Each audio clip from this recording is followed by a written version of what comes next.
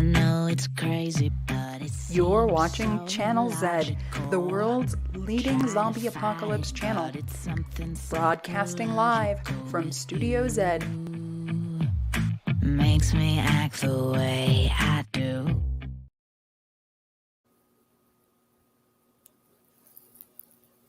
Hello, welcome to Zombie History, where we explore the buried past.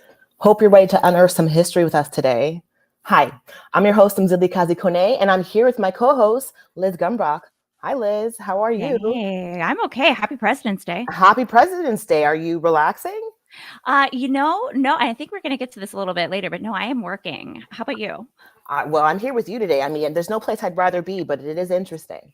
It is. It's really interesting. I think we're going to unpack that. But I mean, I'm excited we're here to talk about President's Day because it's a weird holiday, right? It is a little bit weird, right? I mean, the combination of having, holidays spread out to have additional rest days, but in particular, President's Day, right? Mhm. Which presidents are we celebrating and why? How can we Yeah. complicate that a little bit? Oh, I love the maybe we will be complicating the legacies of presidents today. Yeah. That would be cool. That's right. Well, I think that it's cool to note that like President's Day is this federal holiday. It's always celebrated in February, and it's usually celebrated in February, right? Because it was Washington's birthday. Is that right? And Lincoln's birthday as well. I know that's on the 12th. Oh, yeah, you're right. So what's so interesting is that it's this like agglomeration, right, of celebrating both U.S. Presidents past and present, right? That's right. That's right. So are we here to talk about, maybe we're here to talk about zombie presidents today? Well, really, I mean, they are zombified at this point. They are pretty zombified, right? And I think in particular, when we think about the legacies of who these folks are, right? So often folks are remembered with a certain kind of like rosy glasses when you look back at the presidents. But I think in particular, it's a pretty important fact to begin with these folks as presidents, and some of these folks as the so-called, founding fathers, where many of which were slave owners. Oh my gosh, that's so right. And I know we're going to lay out, so I'm going to put a pin in that because we're going to get to that because I so want to talk about presidents as slave owners and like the idea of like, is there a benevolent president or do we need to actually think about who these folks were? But what I think is really cool is that we have actually asked our audience on Twitter, here we go, how they feel about past US presidents. What I think is really awesome is we have these emojis to respond. 11% of people do feel a little bit of love for presidents in the past. But we have a tie here, about half and half, honestly.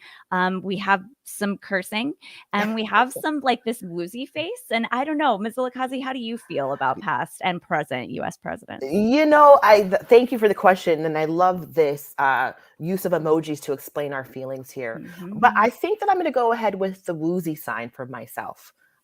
Woozy with the example that I just made, right? The example of enslavement. Right. So when we think about the founding and all of the really important ideological framework of the country that becomes the United States, when we think about, I ask my students all the time, what does this country stand for? And of course, they always come back with similar terminology, right? Liberty and freedom and justice, right? The things that folks can parrot back about what is central to the founding, right? And at the same time, we see that the folks who let's say planted the seeds for these ideas were at the same time slave owning, right? I would call that a bit of sort of cognitive dissonance, but to really highlight that so many own slaves. Yeah, right? I love this fact that we have. So according to, the documentation that we have, at least 12 presidents were slave owners at some point in their lives, including the founding fathers, George Washington, Thomas Jefferson, etc., but also Andrew Jackson, who I think we could talk all day about how Andrew Jackson wasn't the best person. Well, when you genocide many indigenous communities, it's hard to kind of go down in history as a favorite. Yeah. And that's exactly why we're here to complicate the legacies of these folks. I would love, though, for you to talk a little bit more about cognitive dissonance and how we can, how it's so important in the way that we approach this holiday, but also just kind of generally our political presence and ideas. Okay, so cognitive dissonance, right? This idea that you can really maintain in your mind at the same time two competing ideas, things that don't really seem to go together, right? For example, this idea of liberty and establishing a new system based on democracy, of course, asterisk democracy, right? Who was being included, right? But to be a white male, a moneyed elite who could participate, that's one thing. And at the same time, this idea of folks who are establishing, wow, our nation to be based on liberty and justice, to enslave and do something unjust to millions of others at the same time. That's cognitive dissonance, right? Having these two really competing ideas somehow make sense at the same time. Yeah. And I feel like this is a thing that I encounter constantly, and especially on a day like today, where I do, as a humanities person, right? Like history is a thing that I love, and I love learning about America, right? But I also feel like I try to approach it critically. And I think that that's kind of is that what we need? Well, absolutely. We need critical thinking when we approach histories. And this is a timely political topic. If you're noting this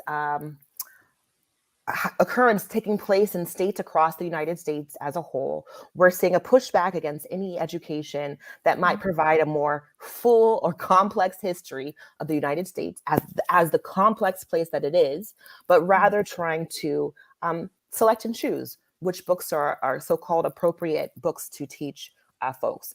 If you're at all hip and paying attention to the arguments around critical race theory, right, and this discussion about what belongs in the classroom, what doesn't, regardless of the analysis of whether or not critical race theory is really being taught in K through 12 schools, a whole nother topic for us, Liz. But I think it still gets at that same point, right? Whether or not we provide a critical place from which to analyze our past, our present, and our future or not. Yeah. And I love that that is what we're here to do in Zombie History. And we've talked about this a little bit before in other episodes. So if anyone's interested, please go back and do that. But this idea that you can be interested in the history of this country while still accepting things about it that have been harmful to people in this Absolutely. country. And we have a lot of people in the comments that are agreeing with us, which is awesome. Jason has a comment that cognitive dissonance is like having an election where the number of votes doesn't directly factor in determining the winner. And that's actually a piece of history too. That's a piece of political history. That's right. The way that our election process works in this country. Right. The electoral college, right? I mean, I think Jason's comment is getting to that. And also thinking that we only have one body that serves as an intermediary between people's votes and the outcome. And that's the choosing of the president through the electoral college. And look to some other historians who really laid the groundwork for the scholarship, noting that slavery, right, the institution of slavery was also foundational in the development of electoral college. So thinking through how do we count these people who have no representation, but that comes along with the 3/5 compromise in the Constitution, counting enslaved population as only 3/5 of a human being. I'm so glad you brought that up. And I know maybe one of the things that we wanted to break down today is we have another president. We have President Lincoln, right? Which we also kind of think of as a benevolent human being, and that he did quite a bit for our country. Do we want to talk about Lincoln a little bit? Well, what could we say? I mean, if you went to school in the United States, more likely than not, you probably got the story about Lincoln freeing the slaves, right? And it really sets Lincoln up as a benevolent president, right? But rather than complicating his legacy around keeping the Union together, right? Not in a benevolent approach to the many enslaved people and the horrendous conditions under which they lived, but rather in an effort to keep together the Union, the country. So, we just got to get a little bit more complex, because even students to this day will say the Civil War was about states' rights. Well, yeah, but the states' rights to do what? To maintain a system of slavery. A system of slavery. I think it's very important in that definition, or that fact that we just had, right? Is that the Emancipation Proclamation, the preliminary one, right, actually declared that enslaved people only in the Confederacy would be forever free. So it was more of a political move than we're actually taught in school. And then I think maybe we can talk about abolition a little bit, because what better day to talk about abolition than on President's Day? But I wanted to bring in a few comments here. So Katie is saying, shout out to the fact that when I was a kid, we were taught that Washington had wooden teeth, but not that he was a slave owner. I think that's a really important comment. Or nor did the so-called wooden teeth, some of those teeth were from the enslaved. Yep. Imagine that. That kind of complicates that fairy tale. It makes a little bit more of a scary story. I'm so glad you're here to say that. It is a scary story. And I think, we have some comments here from Pamela. It was a very effective economic driver. You're right. That's right. You're right, Pam. And I think that, there's some comments here about voting laws and some erasure that we're seeing and et cetera. But we have this amazing comment that I'll bring in right now from Athena. Athena, thank you so much for asking this. How do we keep from being zombified by the mythologies about dead presidents? And I think this connects. So I would love to hear your opinion. And then I think it also connects to maybe some of the things that we want to say about like the history of abolition in this country. Right. And things like that. But what do you think? Well, excellent, thoughtful question. I think part of that is really wanting to know the real histories, right? You really have to want to know, get beyond the real simplistic stories that we tell students in school or that we share, on the news about why this matters. And particularly in light of today, we see this battle taking place all across education. So I'd have to say you have to really want to know the kind of the ideas that folks don't want you to know about and want you to read. To that point, I'd say that even and especially in the era of the so-called founders, right? Many of these folks become presidents, and many of which were slave owners. At the same time, their contemporaries were abolitionists. Right. They had people who were alive at the same time who said that the institution of slavery was not only wrong. Some folks said it was immoral and it was evil. Right. So to say that the presidents were only a product of their time in being slave owners would be to ignore absolutely that at the same time there were abolitionists who said this was an evil system. Okay. So that's what we have to do. De-zombify them by actually recognizing that there were people at the time who said, no, this is wrong. Oh, I love that. It's about context. It's about actually learning history, right? And I know that you have some recommendations for people. So if anyone is interested in reading about some of those contemporaries, some of them are on the screen right now.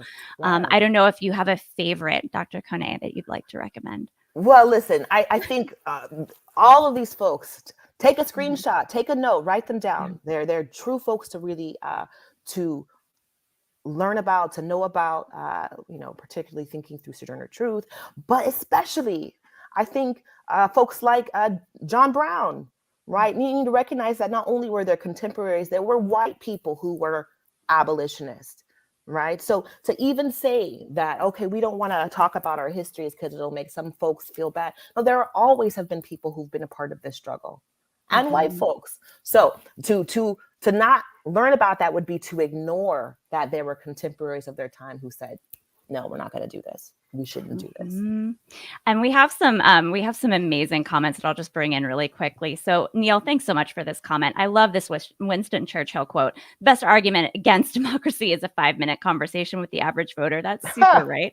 Hashtag zombies and zombification. But hopefully what we're here today, right, is to de-zombify y'all. Right. And I think Lizzie has some hope. I like to be positive and think people are getting better about researching their options. That's right. I agree with that. And when people come across these things, more often I find students who are disappointed that it took them so long to learn about these things. And then they question, why didn't I learn about this sooner? That's what I come across the most, the folks who say, why didn't I learn about this in grade school or in high school? Why did I have to go to college to learn about X, Y, or Z? Yeah, I know as a person that did most of high school in Texas that there were some surprising things for me when I got a little bit older. So it's one of the reasons why I am so excited to be here. So I think we have another aspect, however, of President's Day that we were really excited to talk about. That's right. And that is that President's Day was actually created as this kind of amalgamation of celebrating all of our presidents as part of a labor reform, as part of an attempt to create more 3-day weekends for the nation's workers. And of course, I'm saying that today while working in my job. I do not have the day off. Do you have the day off, Dr. Koné? In my main job, I do, but I know that there are many workers across the country who don't. And on any given holiday, there are, it is workers who are keeping the country going on, Christmas and all of the other holidays. Oh my gosh, so yes, so true. Yeah. And so I think it's so interesting that we're having this episode on President's Day on what is a holiday, because over this season of zombie history, we've been talking a lot about rest and resistance and rest as resistance. And this is a really cool transition episode. So I want to maybe ask you, what do you think rest or resistance look like for working people or workers, either on this day or just kind of generally? Well, it's certainly complicated by the fact that many workers don't get all kinds of holidays and so forth. But we've seen this need to prioritize it, right? And particularly through this era of COVID, how to prioritize rest and the real complexities and difficulties in doing that, right? It is typically workers who are often pressuring for their jobs or the state to recognize their needs. And I think that is a perfect moment to bring in our guests for today. That's right. I'm super excited about our guest. Our guest is Thea Sircar, who is a political theorist who is working on all kinds of issues and projects about the politics of Black film, human-animal relations, and the meaning of life. Thea has so many different political interests, as well as human-animal studies. She is a professor and teaches at the University of Redlands, teaching American politics and political theory courses. And yes, so happy. And she's a close friend of mine as well, longtime friend. And we're just so pleased to have her here with us. Hi, Thea. Hi, Mzilikazi. Hi, Liz. Thanks so much for having me here today. I'm excited to talk to y'all. So excited to have you here today. Happy President's Day. Happy President's Day. Yeah. Do you have a favorite president? I was thinking about this, and I don't think I have a favorite per se. The presidency is maybe not my favorite American institution, but I do appreciate Franklin Delano Roosevelt and a lot of the reforms that he put into place, especially for workers. Not a person without problematic aspects as well, but there are a lot of important protections that some of which still remain today that we got from his efforts and the efforts of those in his administration as well. Okay, thank you. Well, trying to pick a favorite can be challenging, but I appreciate you highlighting, because it's policy, right? You got to look to not what someone says, but what they ultimately do that might dictate whether or not they're a good president. On that note, and thinking through the holiday as well, I wonder if you could speak to this. How do the conditions of capitalism affect the everyday life of workers? That's a great question. And I love the one that just popped up also from the comments, would there be capitalism in the apocalypse? It's perhaps the case that capitalism is a part of the apocalypse or is bringing on the apocalypse. The conditions of capitalism affect workers in so many ways. And in particular, they can put basically a price on the things that we need simply to survive. And this is, I think, perhaps one of the things that is so sad and so challenging about capitalism. It's certainly true that we should be thinking as societies about good ways to value people's efforts, to value their contributions, to value what they bring to our communities. But when people have a hard time feeding themselves or getting shelter, especially in times of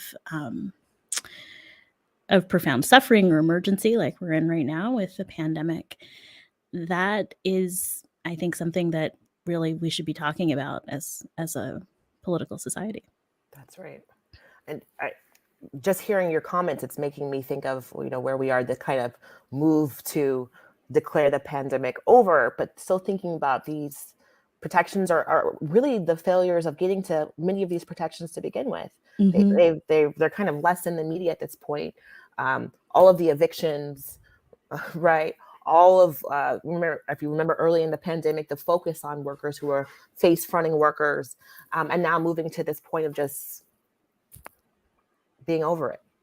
It seems. Right. No, exactly. And we're seeing right now a lot of workers really wrestling with this as they negotiate between the conditions of their workplace and their desire to be safe in their workplace, and the other needs that they have, needs for education for their children, for childcare. So we are seeing a really profound number of labor actions, not just in the United States or North America, but around the world right now, as there is this push for everybody to go back to work. And it's caused a lot of tension. And the political divide is not precisely down the middle, left, right here.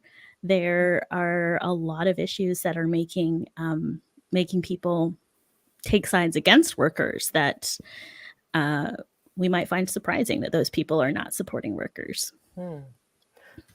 Liz, I saw that you brought in a picture, an image from the Kellogg's workers' strike. There have been other worker strikes that have really made national news, whether it be different workers at Starbucks stores who have been striking and organizing to unionize, from grad student workers who have been organizing and unionizing, John Deere workers. I mean, really, there are a lot of examples right now of Amazon workers really indicating a, I don't know, what would we call it, like a strengthening labor movement? Yeah, that's what I would love to ask Thea. Like, are we seeing another labor movement right now? Is that what we're seeing? We're definitely seeing another labor movement. I think the question is it going to survive? Is it going to gain momentum, or is it going to be sort of squashed like a bug? I think that the controversies and the really profound organizing that teachers are doing right now, school teachers, especially K-12, is a really important aspect of this. We think of education often as a human right. This is something that's really important, and that we provide as societies for every member of our society. And teachers are striking, I think right now, a lot of their demands are articulated around safety in the classroom for themselves and their students. And many teachers also themselves have children, and I think are aware of the challenges that come from not having school be in session or be in person. But if you talk to school teachers, there are really concerns that they have, that they're advocating for. These are not about them, getting a 400% pay raise. It's about things like ventilation and safety in schools and sick time for teachers, things that are actually very important for people's health and survival. And I think it's that question of survival that is motivating a lot of these workers. And when people are when their lives are at risk, that's sometimes when they act, but it's also when they're the most vulnerable. And that, I think, is what we should be paying attention to. That's right. I love this this comment that we have from Pam. Unions don't come from nowhere. It's usually a response to bad working conditions or poor pay. And I wonder, we have this definition of what a union is, right? That I'll bring up on the screen right now. Is this the definition of union that we should be working with, Thea? What are your opinions of unions? What do you think what is a union modern? That's a great starting point, thinking of it as an intermediary. Although I think the best unions are ones where we recognize that the workers themselves actually make up the union. So over time in the United States, at least some of the larger unions have become very large institutionalized bureaucracies of their own. That does go along with a certain amount of structural power, which can be a good thing for workers. But at their worst, those unions can become a bit zombified themselves, where the beating heart of the union and the people who are closest to the conditions that necessitate the union, the workers themselves, or what we call rank and file union workers, those folks may have less and less of a place in the day-to-day workings of the union. And that's where maybe unions may become more of an intermediary or a proxy for workers. But if workers' real lives aren't being articulated and workers are themselves not in charge, then yeah, you get a kind of zombie union, not a union that really is able to represent workers. Yeah, thank you. I got another question for you. Really, because, you think about the political life of people.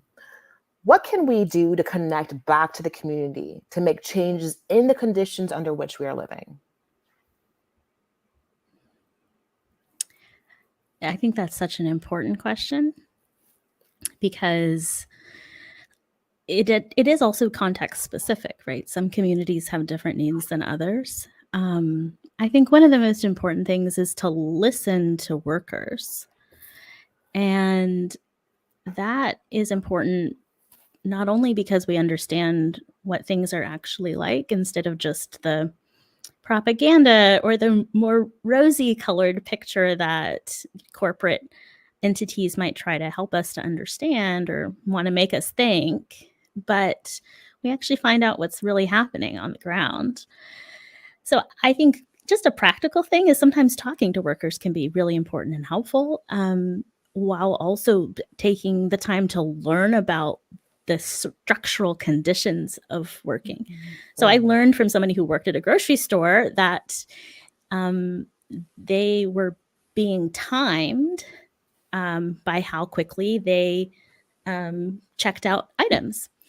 And so on the one hand, it seems like it's a great idea to chat with your cashier and treat them like a human being. But on the other hand, that might actually be making their job harder. So I do think it's really important that we talk to workers. I think it's also important that we really do our research and learn about what the conditions are actually like. Things like, how much do workers make compared to executives, CEOs? That's right. Particularly now, right? The skyrocketing pay of CEOs compared with workers.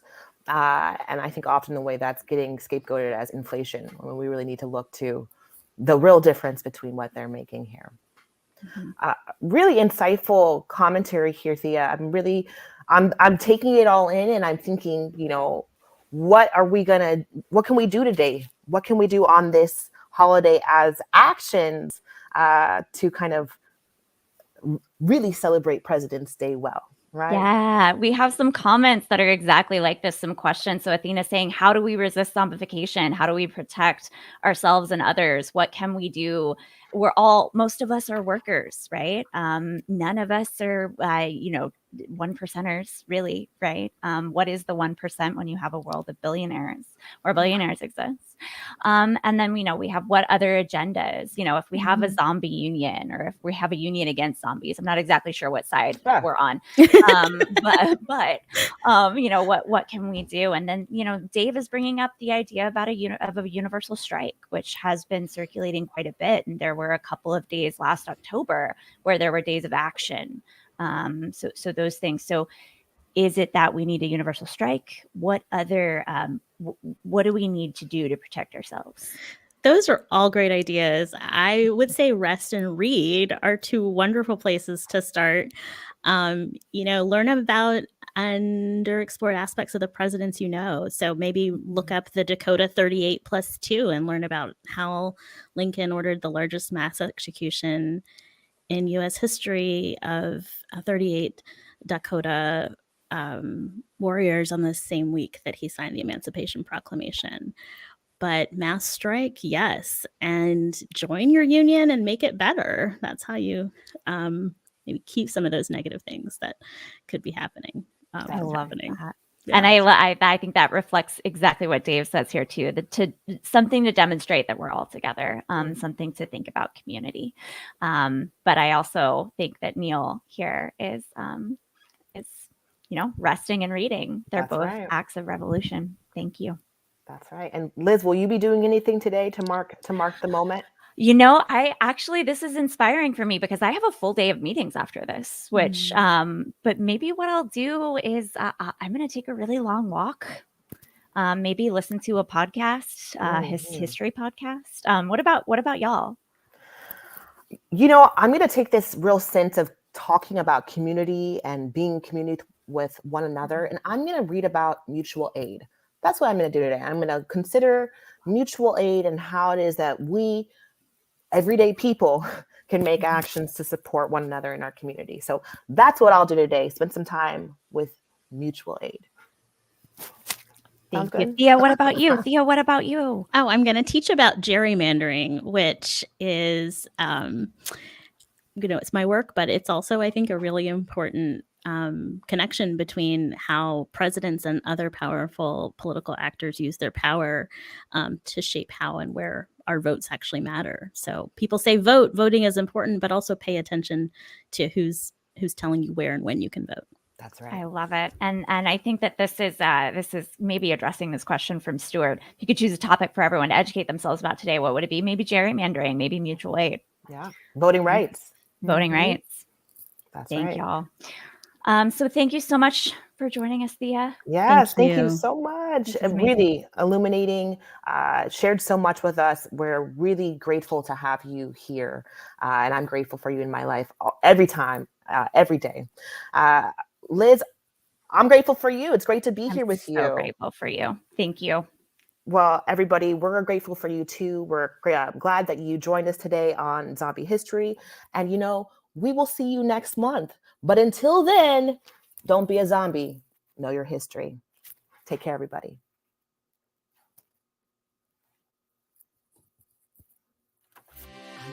It's crazy, but it seems so logical. I can't deny that there is something supernatural with you.